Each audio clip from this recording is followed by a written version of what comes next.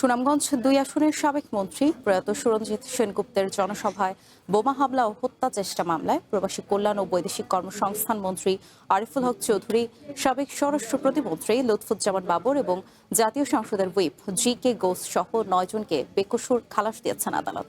দুপুরে সিলেট বিভাগীয় দ্রুত বিচার ট্রাইব্যুনালের বিচারক স্বপন কুমার সরকার এ রায় দেন। মামলায় হাফেজ সৈয়দ নাইম আহমেদ আরিফ নামে একজনকে মৃত্যুদণ্ডের আদেশ দেওয়া হয়েছে। বিষয়টি নিশ্চিত করেছেন আদালতের রাষ্ট্রপক্ষের আইনজীবী আবুল হোসেন। এর মধ্যে ২ আসামির মৃত্যু হওয়ায় তাদের নাম মামলা থেকে বাদ দেওয়া হয়েছে। ২০০৪ সালের ২১ জুন সুনামগঞ্জের সাবেক মন্ত্রী ও আওয়ামী লীগের উপদেষ্টা মণ্ডলীর সদস্য সুরঞ্জিত সেনগুপ্তের জনসভায় বোমা হামলায় যুবলীগের এক নেতা নিহত হন এবং অন্তত ২৯ জন আহত হন। ওই মামলায় প্রধান আসামি ছিলেন আরিফুল হক চৌধুরী। হামলায় স্থানীয় যুবলীগের এক নেতা নিহত হন এবং সুরঞ্জিত সেনগুপ্ত সহ অন্তত ২৯ জন গুরুতর আহত হন।